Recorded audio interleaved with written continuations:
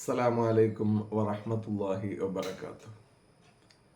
മുസ്തഫായ നബി സല്ലല്ലാഹു അലൈഹി വസല്ലമ തങ്ങളും സിദ്ദീഖ് റളിയല്ലാഹു തആല അൻഹുവും ഒരു സ്ഥലത്തിരിക്കുമ്പോൾ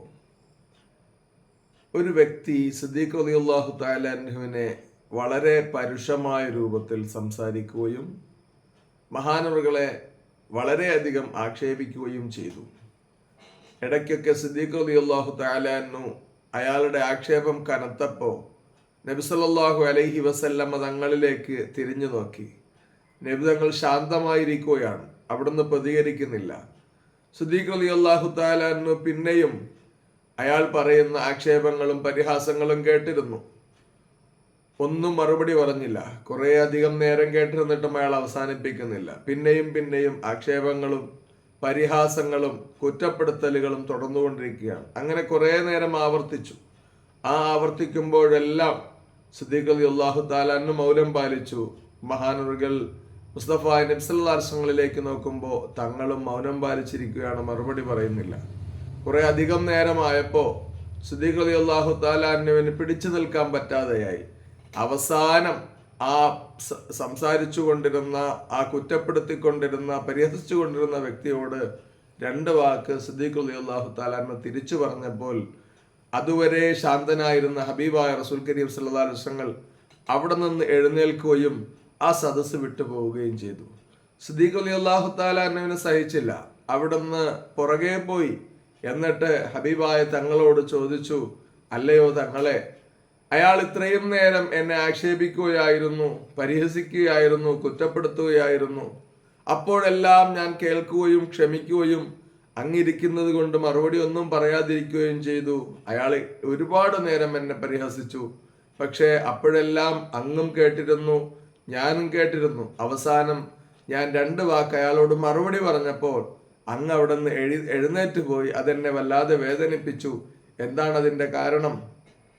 ഹബീബായ റസൂൽ കരീം സല്ലല്ലാഹു അലൈഹി വസല്ലം പ്രതികരിച്ചു, സിദ്ദീഖ് തങ്ങളെ, അങ്ങയെ അയാൾ ചീത്ത പറഞ്ഞപ്പോൾ, അങ്ങയെ അയാൾ പരിഹസിച്ചപ്പോൾ ഒരുപാട് നേരം അങ്ങ് മറുപടി പറയാതിരുന്നു. അല്ലാഹു സുബ്ഹാനഹു വ തആല ആക്ഷേപിക്കപ്പെട്ട, പരിഹസിക്കപ്പെട്ട ഒരു മുഅ്മിനിനെ തിരിച്ച് മറുപടി പറയാൻ വേണ്ടി അള്ളാഹു ഒരു മലക്കിനെ അവിടെ നിശ്ചയിച്ചു.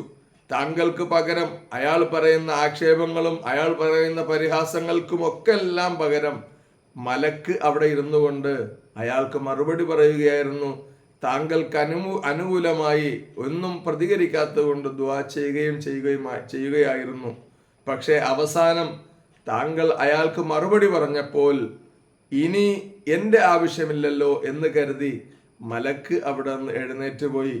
മലക്ക് അവിടെ നിന്ന് എഴുന്നേറ്റ് പോയാൽ പിന്നെ അവിടെ പിശാചാണ് വന്നിരിക്കുക. പിശാചിരിക്കുന്നിടത്ത് ഞാനിരിക്കുകയില്ല.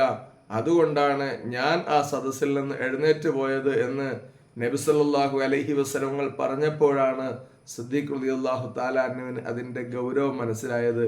പ്രിയമുള്ളവരെ, നമ്മൾ മനസ്സിലാക്കണം, മറ്റുള്ളവർ നമ്മളെ ആക്ഷേപിച്ചേക്കാം, മറ്റുള്ളവർ നമ്മളെ പരിഹസിച്ചേക്കാം, ഒരു പക്ഷേ നമ്മളിൽ ഇല്ലാത്ത കാര്യങ്ങളൊക്കെ പറഞ്ഞേക്കാം, നമ്മളെ ചീത്ത പറഞ്ഞേക്കാം, നമ്മളെ കുടുംബാംഗങ്ങളെ, നമ്മുടെ ബന്ധപ്പെട്ടവരെ, നമ്മുടെ ജീവിത പങ്കാളിയൊക്കെ ആക്ഷേപിക്കുകയും പരിഹസിക്കുകയും ചിലപ്പോൾ നമ്മുടെ വ്യക്തിത്വത്തെ തന്നെ വളരെ മോശമായി ചിത്രീകരിച്ചേക്കാം.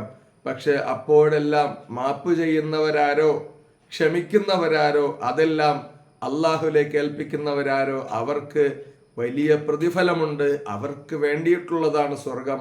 മാത്രമല്ല, ആക്ഷേപിക്കപ്പെട്ടവർ, പരിഹസിക്കപ്പെട്ടവരാണ് വിജയിച്ചവർ. കാരണം അവർക്ക് മറുപടി പറയാൻ വേണ്ടി അള്ളാഹു ഒരു മലക്കിനെ നിശ്ചയിക്കുമെന്ന് പുങ്കപ്രവാചകർ സല്ലല്ലാഹു അലൈഹി വസല്ലമ തങ്ങൾ തന്നെ പറഞ്ഞിട്ടുണ്ട്. നിനക്ക് മറുപടി പറയാൻ കഴിവുണ്ട്. നിനക്ക് അയാളോട് അയാൾ പറഞ്ഞതിൻ്റെ അതേ നാണയത്തിലോ അതിൻ്റെ ഇരട്ടിയോ ഒക്കെ പറയാനും ആക്ഷേപിക്കാനും ഒക്കെ നിനക്ക് സാധ്യമായിരിക്കെ നീ അത് ക്ഷമിച്ചാൽ നിനക്കാണ് പ്രതിഫലമെന്ന് ഹബീബായ റസൂൽ കരീം സല്ലല്ലാഹു അലൈഹി വസല്ലം പറഞ്ഞിട്ടുണ്ട്. അതുകൊണ്ട് ജനങ്ങളോട് ക്ഷമിക്കാനാണ് നമ്മൾ പഠിക്കേണ്ടത്. ജനങ്ങളിൽ നിന്ന് ദുരനുഭവങ്ങളോ അല്ലെങ്കിൽ മോശമായ രൂപത്തിലുള്ള പെരുമാറ്റങ്ങളോ ഉണ്ടായാൽ അതൊക്കെ മാപ്പ് ചെയ്തു കൊടുക്കുമ്പോഴാണ് നമ്മളൊരു വിശ്വാസിയാകുന്നത്. ഹബീബായ തങ്ങൾ തന്നെ പറഞ്ഞു, ബുഇസ്തു ലിഉതമ്മിമ മകാരിമൽ അഖ്ലാഖ്, എന്നെ നിയോഗിക്കപ്പെട്ടത് ഉത്തമമായ, ഉത്തുംഗമായ സ്വഭാവങ്ങളെ സമ്പൂർത്തീകരിക്കാനാണ് എന്ന് പറയുമ്പോൾ നബിതങ്ങളുടെ അനുയായികളായ നമ്മൾ എല്ലാ സമയത്തും നല്ല സ്വഭാവങ്ങളുടെ ഉടമയാകണം. പരിശുദ്ധമായ ഖുർആൻ അല്ലാഹു മുഅ്മിനീങ്ങളുടെ വിശേഷണം പറഞ്ഞത് വൽ കാലിമീനൽ ഗൈള്, ദേഷ്യങ്ങൾ ഉണ്ടാകുന്ന സങ്കടങ്ങളെ കടിച്ചു പിടിക്കുന്നവർ. നമുക്ക് സങ്കടങ്ങൾ ഉണ്ടാവാം, പരിഭവങ്ങൾ ഉണ്ടാവാം, മറ്റുള്ളവർ നമ്മളെ അവഗണിച്ചു അല്ലെങ്കിൽ നമ്മളെ മാറ്റി നിർത്തി എന്നൊക്കെ നമ്മൾക്ക് വല്ലാതെ ഒരു ഈർഷ്യതയൊക്കെ ഉണ്ടാകാം. പക്ഷെ അതെല്ലാം നമ്മൾ പ്രകടിപ്പിക്കാൻ പോയാൽ നമ്മൾ ചെയ്ത അമലുകളെ നഷ്ടപ്പെടുത്തലായിരിക്കും അത്. നമ്മൾ മറ്റുള്ളവരോട് വൈരാഗ്യം തീർക്കുമ്പോൾ നമ്മളുടെ ഈമാനികമായ പ്രഭ കെടുത്തിക്കളയലായിരിക്കും. നമ്മൾ മറ്റുള്ളവരോട് എന്തെങ്കിലും ദുരനുഭവം ഉണ്ടായിട്ട് ക്ഷമിക്കുമ്പോൾ, അവരോട് മാപ്പ് ചെയ്യുമ്പോൾ, അപ്പോഴാണ് നമ്മൾ യഥാർത്ഥ വിശ്വാസികളാകുന്നത്. ഖുർആനിൽ അങ്ങനെ തന്നെ പറഞ്ഞു, വൽ കാളിമീനൽ ഗൈള്, സങ്കടങ്ങളെ വിഷമങ്ങളെ കടിച്ചമർത്തുന്നവർ.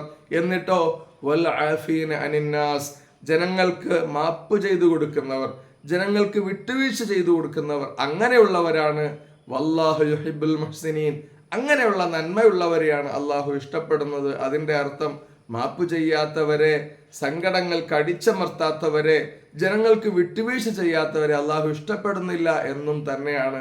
അതുകൊണ്ട് നമ്മുടെ ജീവിതത്തിൽ എല്ലാവരോടും മാപ്പ് ചെയ്യാനും വിട്ടുവീഴ്ച ചെയ്യാനും, എന്തെങ്കിലുമൊക്കെ നമ്മളെ സങ്കടപ്പെടുത്തുന്ന, മനസ്സിനെ പിടിച്ചുലയ്ക്കുന്ന കാര്യങ്ങൾ ഉണ്ടായാൽ അതൊക്കെ അള്ളാഹുവിലേക്ക് ഭരമേൽപ്പിച്ച് ഒന്നും തിരിച്ചു മറുപടി പറയാതെ പൂർണ്ണമായി വിട്ടുവീഴ്ച ചെയ്തു കൊടുക്കുന്ന ഒരു സ്വഭാവം നമ്മൾ നേടിയെടുത്താൽ അതാണ് ജീവിതത്തിലെ ഏറ്റവും വലിയ സുഹൃതം.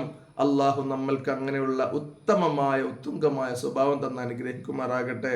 അസ്സലാമു അലൈക്കും വറഹ്മത്തുള്ളാഹി വബറകാതുഹു.